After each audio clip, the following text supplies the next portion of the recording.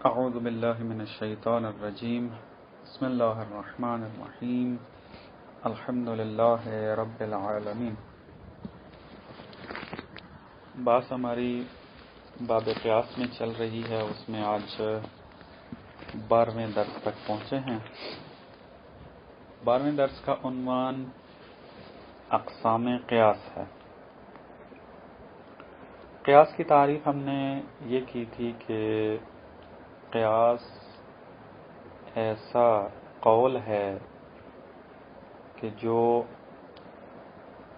دو یا دو سے زیادہ قضایا سے مرکب ہوتا ہے اور ان دو قضایا کے درمیان ترکیب اس طریقے سے موجود ہوتی ہے کہ اس سے ہمیں نتیجہ حاصل ہوتا ہے، جسے قول آخر کہتے ہیں عربی میں۔ مثلا کیوں اس کی تعریف کی تھی عربی میں کہ قول مؤلف من قضایا، اور کہا تھا کہ منطق مرکب تام میں خبری کو قول مانتی ہے۔ پس قول یعنی مرکب تام میں خبری ہونا۔ قیاس ایک ایسا قول ہے مؤلف من قضایا کہ جو مختلف قضایوں سے تألیف پاتا ہے، ترکیب پاتا ہے۔ قضایا اب دو یا دو سے زیادہ، بحیث یلزم عنہ، اس طریقے سے ان کے درمیان تألیف و ترکیب ہو دو یا دو سے قضایا کے درمیان کہ ان سے لازم آئے قول آخر، ایک الگ قول یعنی ایک الگ قضیہ ملے، جس کو نتیجہ کہتے ہیں۔ یعنی اگر آپ دو قضایا کو اس طریقے سے ترکیب کریں کہ جب وہ آپس میں ملیں تو ہمیں اس کا نتیجہ حاصل ہو جائے، یہ ہم نے قیاس کی تعریف کی تھی۔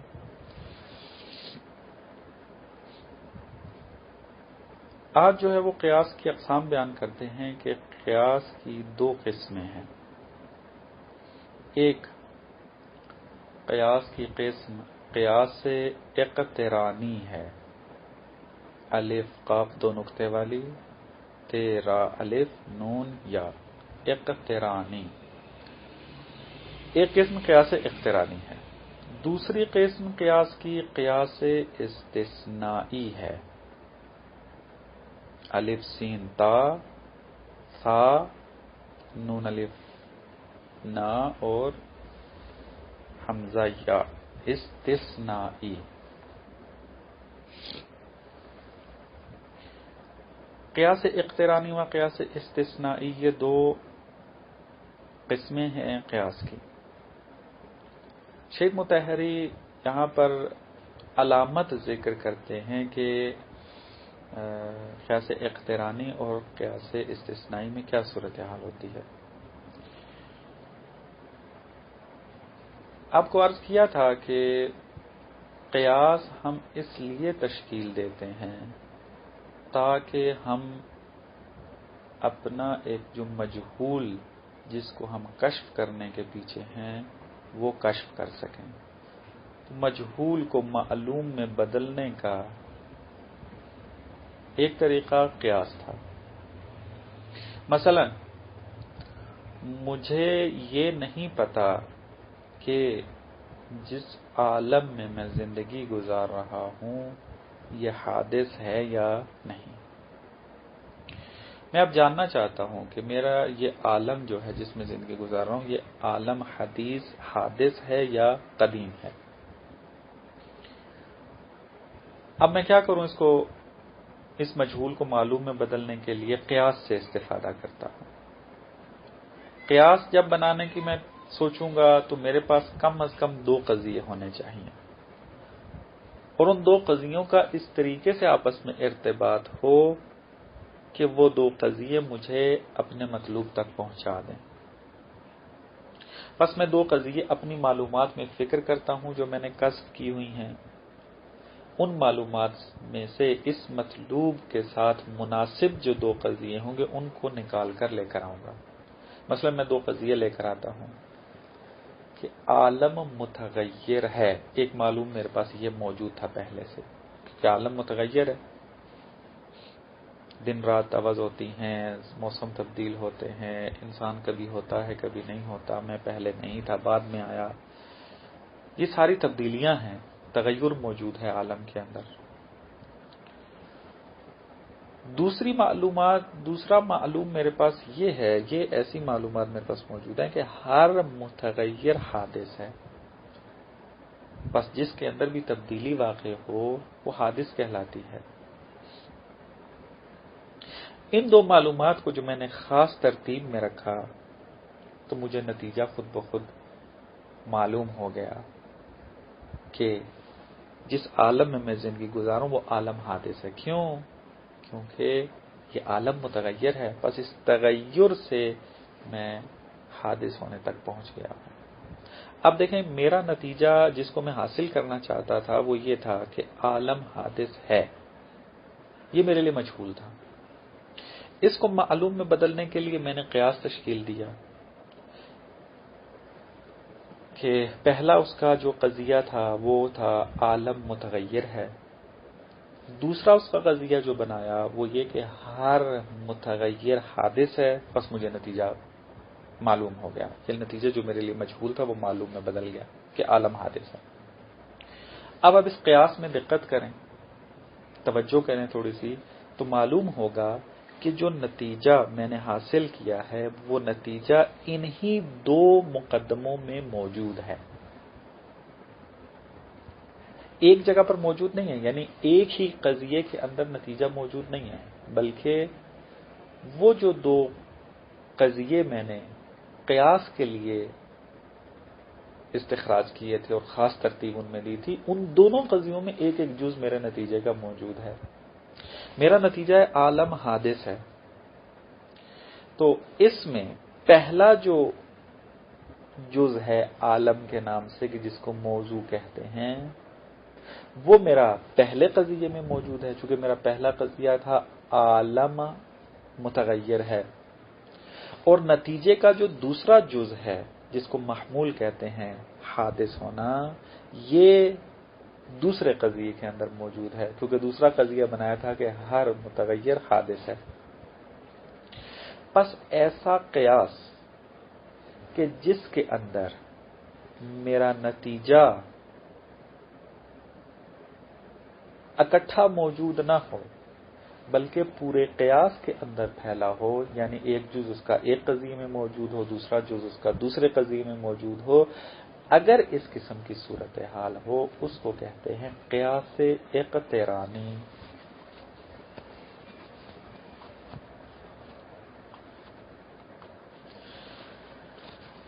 خوب، شیخ مطہری نے بھی اس کی طرف اشارہ کیا، بس قیاس اقترانی آپ کے لیے واضح ہو گیا کہ کیا ہوتا ہے۔ مثلا دیکھیں شیخ مطہری یہاں پر یہ فرماتے ہیں کہ اگر نتیجہ جو ہے بے صورت پراگندے در مقدمتین قرار گیرد، اگر نتیجہ دو مقدموں کے درمیان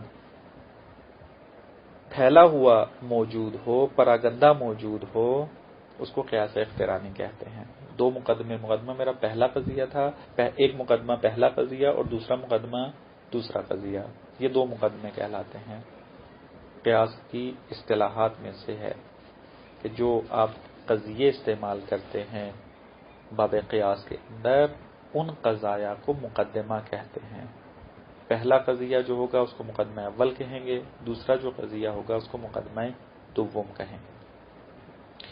اور نتیجہ اگر میرا پھیلا ہوا ہو، پراگندہ ہو، دونوں مقدموں کے درمیان، دونوں قضایا کے درمیان، جس طرح کی مثال دی آپ کو، اس کو کہتے ہیں قیاس اقترانی۔ لیکن اگر صورتحال ایسی ہو کہ میرا نتیجہ، یعنی جس کو میں حاصل کرنا چاہتا ہوں، جس کو میں معلوم میں بدلنا چاہتا ہوں، وہ پورے کا پورا ایک ہی مقدمے کے اندر موجود ہے، ایک ہی قضیے کے اندر نتیجہ موجود ہے، اس کو کہتے ہیں قیاس استثنائی۔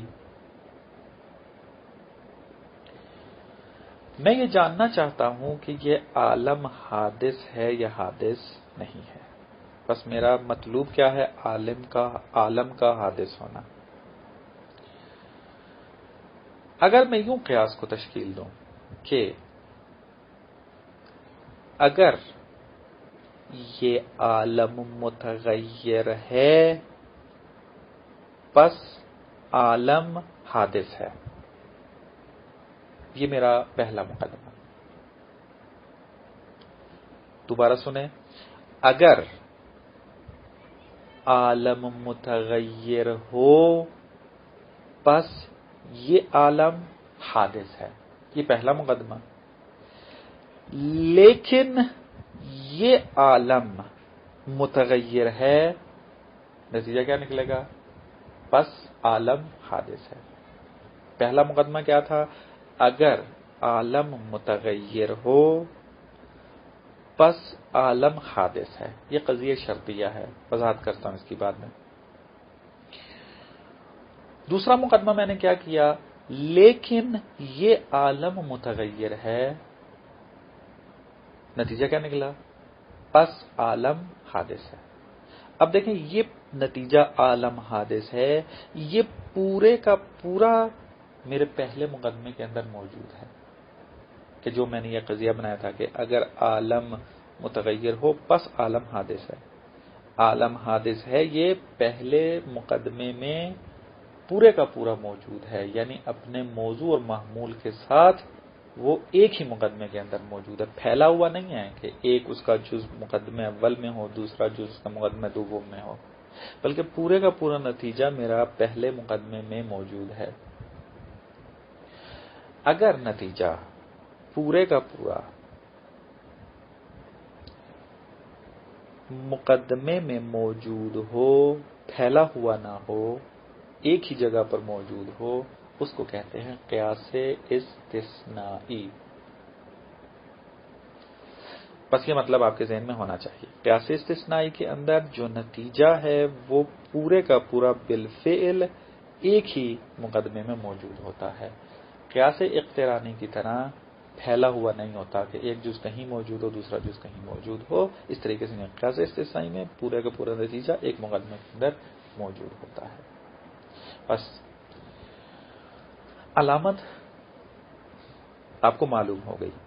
قیاس اقترانی کی کیا ہے، قیاس استثنائی کی کیا ہے. قیاس اقترانی میں نتیجہ پھیلا ہوا ہوتا ہے، نتیجے کا ایک جز مقدمہ اول میں ہوتا ہے، نتیجے کا دوسرا جز جو ہے دوسرے مقدمے میں ہوتا ہے.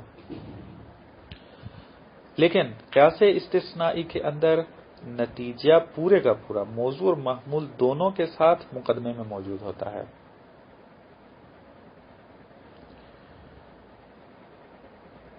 خوب، یہ مطلب آپ کے لیے واضح ہو جانا چاہیے.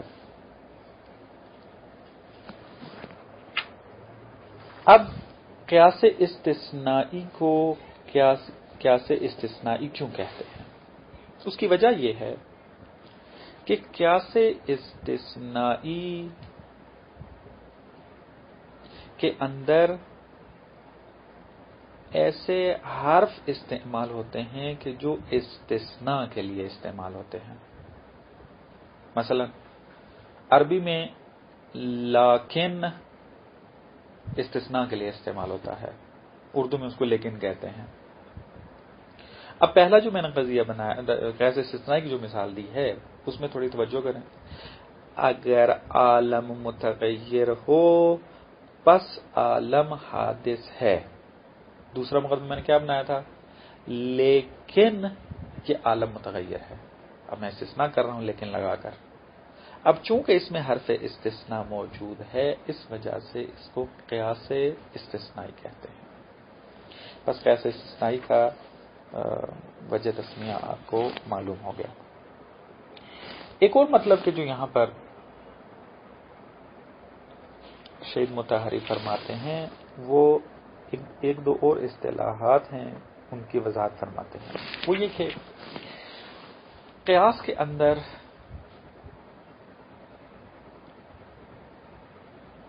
دو تین اصطلاحیں استعمال ہوتی ہیں. مثلا پہلے مقدمے کو صغرا کہا جاتا ہے، دوسرے مقدمے کو کبرا کہا جاتا ہے. یعنی پہلے قضیے کے جس کو مقدمہ اول کہتے تھے وہ صغرا، اور دوسرا قضیہ جو بنایا جاتا ہے اس کو کہتے ہیں کبرا. یہ صغرا اور کبرا کیوں کہا جاتا ہے اس کو؟ اس کی وجہ یہ ہے کہ جو نتیجہ ہوتا ہے قیاس کا، اس نتیجے کے اندر ایک موضوع ہوتا ہے، ایک محمول. جیسا کہ میرا نتیجہ تھا عالم حادث ہے، یہ نتیجہ تھا قیاس کا جو میں نے بنایا. اب اس نتیجے کے اندر ایک موضوع ہے جس کو عالم کہتے ہیں، اور ایک محمول ہے کہ جس کو حادث کہتے ہیں. عالم حادث ہے، عالم موضوع، حادث محمول. اس نتیجے کے اندر موضوع کو منطق کی اصطلاح میں اصغر کہتے ہیں. منطق نتیجے کے اندر موضوع کو اصغر کہتے ہیں اور محمول نتیجہ کو اکبر کہتے ہیں. یہ اصطلاحیں فقط آپ یاد رکھیں. اصطلاحیں کچھ یاد ہو گئی تو آپ بڑی کتابوں میں جب جائیں گے آہستہ آہستہ یہ مطالب جو ہیں آپ کو حفظ ہو جائیں گے اور اصطلاحات سے اچھی آشنائی ہو جائے گی اور پھر کبھی بھولیں گے بھی نہیں. اب چونکہ یہ پہلی کتاب ہے اور اس کتاب میں جو جدید ٹرمینالوجی ہیں جو اس کی اصطلاحات ہیں وہ یہاں پر تبیین ہو رہی ہیں.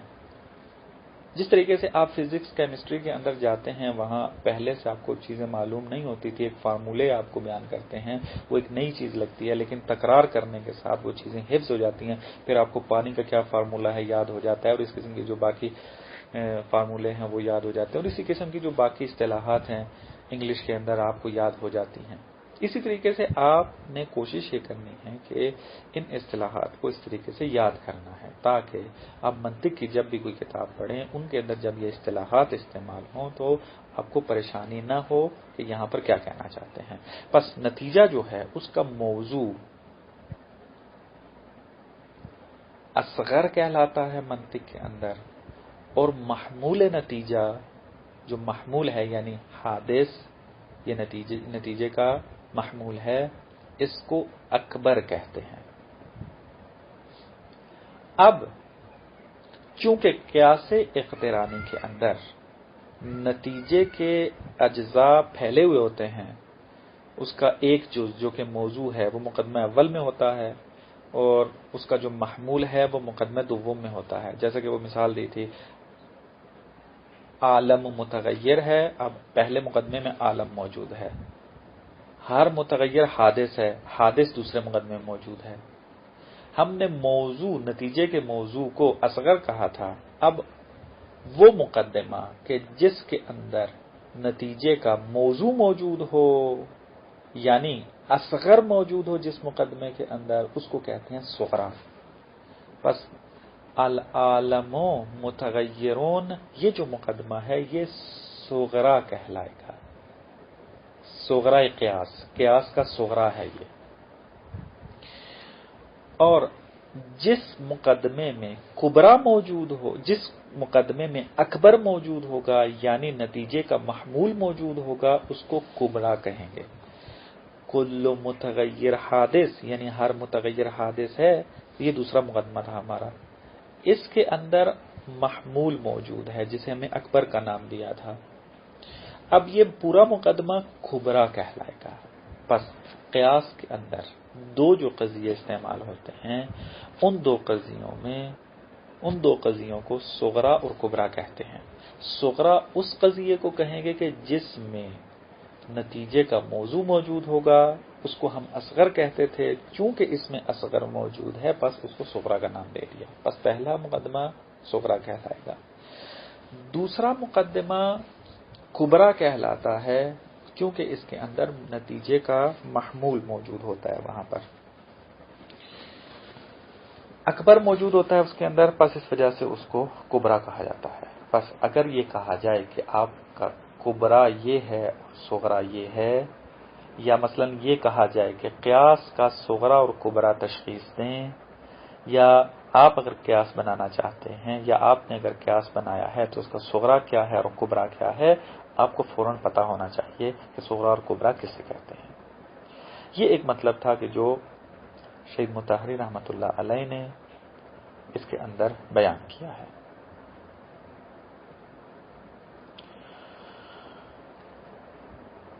اس کے بعد شہید مطہری فرماتے ہیں کہ ہم قیاس استثنائی سے شروع کرتے ہیں مطلب کو. یہاں تک تو وضاحت تھی اصطلاحات کی، اب اصل مطلب میں وارد ہو جاتے ہیں.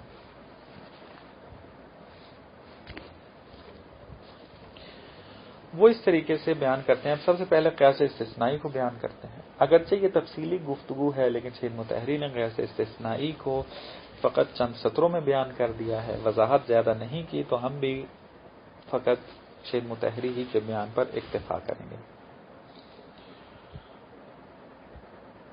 فرماتے ہیں کہ قیاس استثنائی دو قضیوں سے تشکیل پاتا ہے. وہ تو قیاس کی ایک عمومی شرط ہے کہ قیاس بنتا ہی دو قضیوں سے ہے، لیکن اس کا مقدمہ اول ہمیشہ ایک قضیہ شرطیہ ہوگا. قضیہ شرطیہ کی پہلے وضاحت کی جا چکی ہے اقسام قضایہ کے اندر کہ ہمارے پاس دو قسم کے قضایہ ہوتے ہیں، جس میں ایک قضیہ حملیہ ہے اور ایک قضیہ شرطیہ ہے. قضیہ حملیہ کے اندر ایک چیز کو دوسری چیز کے لیے ثابت کیا جاتا ہے. مثلا میں اگر یہ کہنا چاہتا ہوں کہ قیام زید کے لیے ثابت ہے، زید چونکہ کھڑا ہے لہذا میں قیام کو زید کے لیے ثابت کرنا چاہتا ہوں، میں کہتا ہوں زید قائم، زید کھڑا ہے. میں نے کھڑا ہونے کو ثابت کیا زید کے لیے. اگر اس قسم کا قضیہ ہو اس کو کہتے ہیں قضیہ حملیہ. لیکن اگر میرا قضیہ ایسا ہو کہ جس کے اندر شرط موجود ہو، مثلا میں کہتا ہوں کہ اگر میرے پاس زید آیا تو میں اس کا احترام کروں گا. اب یہ شرطیہ ہے کیونکہ آپ نے شرط لگا دی کہ اگر زید آیا تو میں اس کا احترام کروں گا. تو وہ قضیہ کہ جس کے اندر شرط موجود ہو اس کو کہتے ہیں قضیہ شرطیہ. قیاس استثنائی کیسے تشکیل پاتا ہے؟ اس کے اندر جو مقدمہ اول ہوگا، پہلا جو قضیہ ہمارا ہوگا قیاس استثنائی کے اندر، وہ قضیہ شرطیہ ہوگا ہمیشہ. مثلا جیسے میں نے پہلے مثال دی تھی آپ کو کہ اگر عالم متغیر ہو تو عالم حادث ہوگا. اب یہاں پر یہ قضیہ شرطیہ ہے. قیاس استثنائی کا جو مقدمہ دوم ہوگا وہ قضیہ حملیہ ہوگا، لیکن اس کے ساتھ استثناء کا حرف ہوگا ساتھ.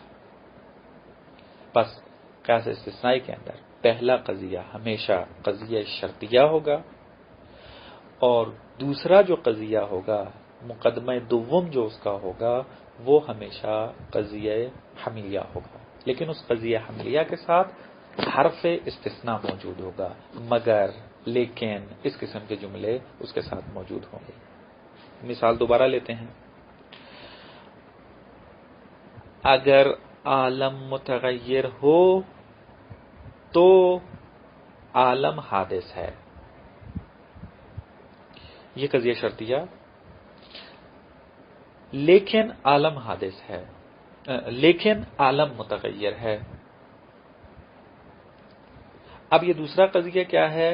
یہ قضیہ حملیہ ہے. ہم نے کیا کہا کہ عالم متغیر ہے، قضیہ حملیہ ہے. قضیہ حملیہ اسی طریقے سے ہوتا ہے کہ آپ ایک چیز کو دوسری چیز کے لیے ثابت کرتے ہیں، جیسا کہ زید قائم کے اندر تھا، زید کھڑا ہے. یہاں پر ہے کہ عالم متغیر ہے، بس یہ قضیہ حملیہ ہے. لیکن اس قضیہ حملیہ کے ساتھ لیکن کا لفظ آیا ہوا ہے، بس قیاس استثنائی کا دوسرا مقدمہ قضیہ حملیہ ہوگا اور اس کے ساتھ حرف استثناء ہوگا، لیکن عالم متغیر ہے. نتیجہ کیا ہوگا؟ نتیجہ یہ ہوگا، تھوڑی سی دقت کریں گے یہاں پر. اگر میں یہاں پر شرطیہ، قضیہ شرطیہ کے پہلے حصے کو بیان کر دوں دوسرے مقدمے میں تو نتیجہ دوسرا جز ہوگا. جیسے کہ میں نے کہا کہ اگر عالم متغیر ہو پس عالم حادث ہے، لیکن عالم متغیر ہے. اب میں نے پہلے حصے کو دوسرے قضیے میں بیان کیا ہے لیکن عالم متغیر ہے، تو میرا نتیجہ کیا بنے گا؟ دوسرا جز اس کا وہ نتیجہ بن جائے گا، بس عالم حادث ہے. یہ میرا نتیجہ ہو جائے گا اور قیاس درست ہوگا اور قیاس کے ذریعے میں نتیجے تک پہنچ گیا کہ عالم حادث ہوتا ہے.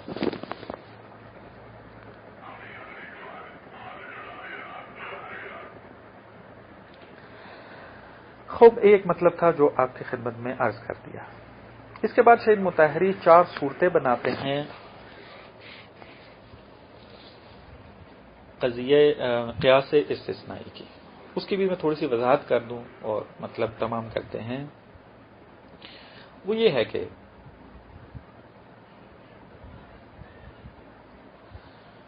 میں تھوڑی سی ایک اور وضاحت دے دوں آپ کو قضیہ شرطیہ کے بارے میں، پھر اس مطلب کو واضح کرتا ہوں، مطلب واضح ہو جائے گا. قضیہ شرطیہ مثلا قضیہ حملیہ جو ہوتا ہے، جیسے زید قائم، زید کھڑا ہے، اس کے اندر ہم اس کے پہلے حصے کو جو کہ زید ہے اس کو موضوع کہتے ہیں، اور محمول کو دوسرے حصے کو محمول کا نام دیتے ہیں. کھڑا ہونا یہ محمول ہے، زید کھڑا ہے، زید موضوع کھڑا ہے، محمول بن جائے گا. زید قائم، زید موضوع ہے اور قائم محمول ہے. لیکن قضیہ شرطیہ کے اندر نام کچھ اور ہے.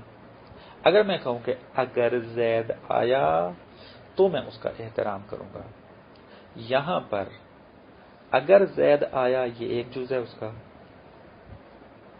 تو میں اس کا احترام کروں گا، یہ دوسرا جز ہے قضیہ شرطیہ کا. قضیہ شرطیہ کے بھی 2 جز ہیں، لیکن وہ 2 جز 2 قضیے ہوتے ہیں. اگر زید آیا یہ پورا قضیہ ہے، یہ ایک جز، تو میں اس کا احترام کروں گا، یہ دوسرا جز. قضیہ شرطیہ میں پہلے جز کو کہ اگر زید آئے پہلا جز تھا، پہلے جز کو مقدم کہتے ہیں. یعنی جہاں پر حرف شرط موجود ہو، اگر ہو، اس کو مقدم کا نام دیتے ہیں، تو میں اس کا احترام کروں گا، یہ دوسرا قضیہ ہے. اس دوسرے قضیے کو جزا کہتے ہیں اور اس کو کہتے ہیں تالی. پس شرط والا حصہ مقدم، جزا والا حصہ تالی کہلاتا ہے. اگر زید آیا مقدم تو میں اس کا احترام کروں گا، تالی. بس یہ اصطلاح آپ اپنے ذہن میں بٹھا لیں کہ مقدم اور تالی کسے کہتے ہیں. قضیہ شرطیہ کے شرط والے حصے کو مقدم کہتے ہیں اور جزا والے حصے کو تالی کہتے ہیں. اب فرماتے ہیں کہ یہ جو استثناء آپ قضیہ قیاس استثنائی میں کریں گے، اس کی 4 صورتیں بنتی ہیں.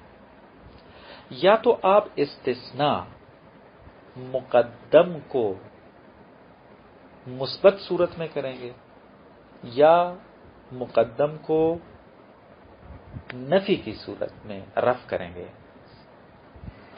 مثلا پہلا جو میرا قضیہ تھا کہ اگر عالم متغیر ہو تو عالم حادث ہوگا، لیکن عالم متغیر ہے. یہاں پر میں نے کیا کیا ہے؟ مقدم کو وضع کیا ہے. یہ ایک تعبیر استعمال ہوتی ہے، وضع کیا ہے. یعنی کیا مراد؟ میں نے مقدم کو ثابت کیا ہے، اس بات کیا ہے. نتیجہ کیا نکلا؟ پس تالی میرا نتیجہ ہے، پورے کا پورا تالی وہ میرا نتیجہ شمار ہو جائے گا کہ عالم حادث ہے. پس اگر میں مقدم کو وضع کروں گا تو تالی جو ہے اس کا نتیجہ بن جائے گی. لیکن بعض اوقات میں مقدم کو وضع نہیں کرتا بلکہ رفع کر دیتا ہوں. رفع یعنی نفی کرنا. میں کہتا ہوں کہ اگر زید آیا تو میں اس کا احترام کروں گا، لیکن زید نہیں آیا. اب میں نے یہاں پر مقدم کو کہ جو کہ شرطیہ کا پہلا حصہ ہے، شرط والا حصہ ہے، اس کو مقدم کا نام دیا ہے، اس کو میں نے رفع کیا ہے، نفی کیا ہے، لیکن زید نہیں آیا. تو نتیجہ کیا نکلے گا؟ نفی تالی. بس اس کا احترام بھی واجب نہیں ہے. بس قیاس استثنائی کے اندر بعض اوقات وضع مقدم ہے، جس طرح کہ میرا متغیر والا قضیہ تھا. بعض اوقات رفع مقدم ہے، جس طرح کہ زید والا قضیہ ہے. یہاں پر میں مقدم کو نفی کر رہا ہوں، رفع کر رہا ہوں. یہ تو تھا مقدم کے اندر رفع اور وضع، اس بات و نافیہ. لیکن بعض اوقات کیا ہوتا ہے؟ تالی کے اندر یہ کام کیا جاتا ہے. یعنی جو میرا دوسرا قضیہ ہوتا ہے وہ مقدم والا نہیں ہوتا بلکہ تالی والا ہوتا ہے. مثلا قضیہ یہ بنا دیں، میں یہ کہوں کہ اگر زید میرے پاس آیا تو میں اس کا احترام کروں گا، لیکن میں نے احترام کیا، نتیجہ کیا نکلے گا؟ نتیجہ کے پاس وہ زید ہے، جو آیا تھا جس کا احترام کیا گیا وہ زید ہے، زید میرے پاس آیا ہے، نتیجہ زید میرے پاس آیا ہے۔ اس کو کہیں گے وضع تالی، یعنی میں تالی کو ثابت کر رہا ہوں کہ میں نے احترام کیا، نتیجہ یعنی بس جو آیا ہے وہ زید ہے۔ لیکن اگر قضیہ یوں بنے کہ اگر زید میرے پاس آیا تو میں اس کا احترام کروں گا، لیکن میں نے احترام نہیں کیا، اب یہاں پر نفی تالی، رفع تالی ہو رہا ہے، یعنی جزا والا حصہ جس کو ہم نے تالی کا نام دیا تھا اس کی نفی ہو رہی ہے، میں نے احترام نہیں کیا، نتیجہ یعنی پس وہ زید نہیں ہے۔ بہرحال یہ ایک تفصیلی گفتگو ہے کہ اگر وضع مقدم کریں تو نتیجہ کیا ہے، رفع مقدم کریں تو اس کا نتیجہ کیا ہے، وضع تالی کریں اس کا نتیجہ کیا ہے، اور وضع تالی کریں تو اس کا کیا نتیجہ بنتا ہے، یہ آپ تفصیلی کتابوں میں پڑھیں گے۔ میں نے فقط آپ کو یہ اصطلاحیں بیان کرنی تھی کہ وضع مقدم کسے کہتے ہیں، رفع مقدم کسے کہتے ہیں، وضع تالی کسے کہتے ہیں، رفع تالی کسے کہتے ہیں۔ یہ مطلب الحمدللہ امید ہوگی کہ آپ کو سمجھ میں آ چکا ہوگا۔ باقی تفصیلی گفتگو، اس کے نتیجے کیسے لیں گے، کیسے استدلال کریں گے، انشاءاللہ تفصیلی کتابوں میں آپ پڑھیں گے۔ والسلام علیکم ورحمۃ اللہ۔